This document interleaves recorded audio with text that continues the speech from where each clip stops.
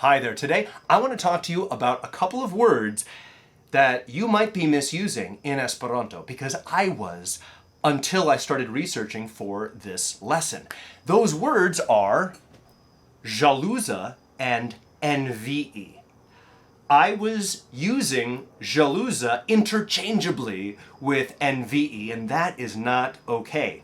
In English, things can get kind of muddy, and the meanings over time can get lost and overlap to where things become synonyms. Many of my grammar lessons are about how in English we'll use one word for all these different scenarios, but in Esperanto you need the more specific word for this case and a different specific word for that case. And this is another one of those situations. So in English I might say, "Oh man, I'm so jealous that you got a new car."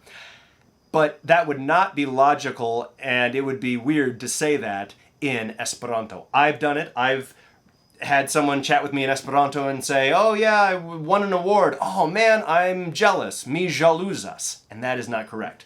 And why is it correct? Because jealousy, according to this strict English definition as well, even though that's been muddied, and in the Esperanto definition, jealousy is about being insecurely protective and nervous about losing something of yours.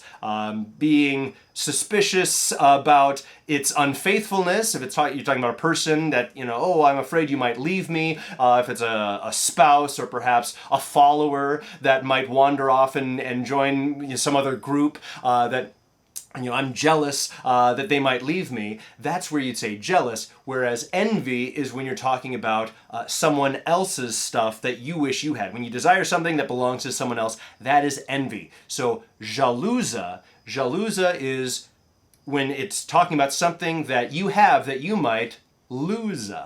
I might lose my wife if that person keeps coming around and talking to her so sweetly. I don't want to lose that person, so I'm ĵaluza because I have something that I might lose, okay? And that also cleared up something for me, that for years, I'd hear the Bible verse about, our God is a jealous God. Really? That's like saying our God is a petty God or an envious God, a covetous God. What could God possibly want that someone else has? Because English, it interchanges it so much, I was always confused by that. Well, what the Bible is saying there about God's qualities is that He is not willing to tolerate unfaithfulness. He has high standards. He doesn't want to share you. He wants you all to Himself.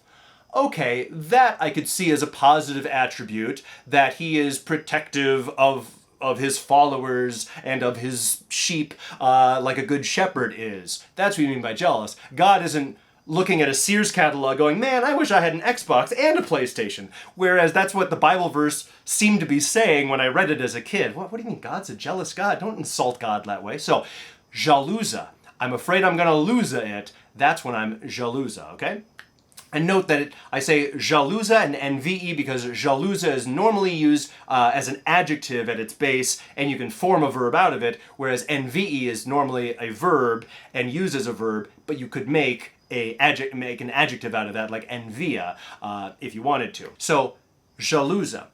Only talk about something that is yours that you're afraid you might lose if you're talking about ĵaluza. Envia, or envii, when you envy someone something, that's when they have it and you don't, and you want it. So how do we remember envia has to do with someone else's stuff? Well, because you want something that's en via possedo, in your possession.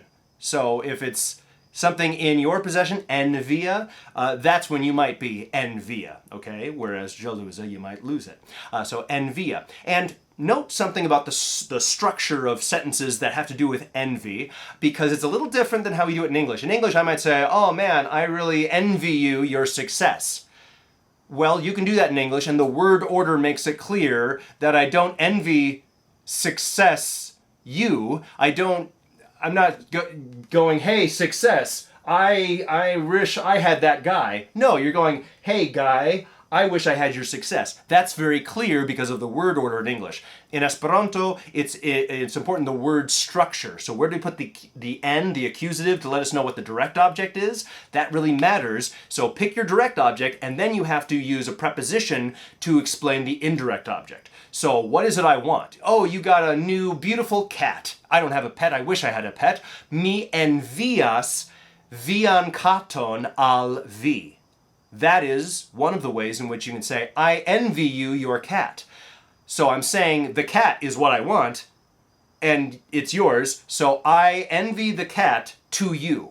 Sounds super weird, but that's how you say it. That's one of the ways you can say it. You could also say, I envy you, and then specify what specifically about you do I envy?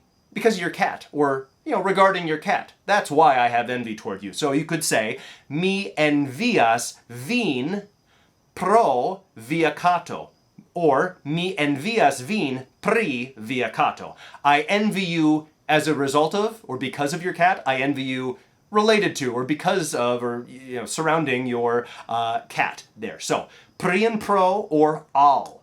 Those are the ways that you specify the envy, the direct object, and the indirect object of that feeling of envy there. So, envii and ĵaluza. Two ways to talk about not wanting to lose what's yours and wanting to have what's not yours. All right? Don't intermix them. They are very different, and they shouldn't be muddied like they have been, unfortunately, in English. All right? Thank you guys so much for watching, and have a wonderful day.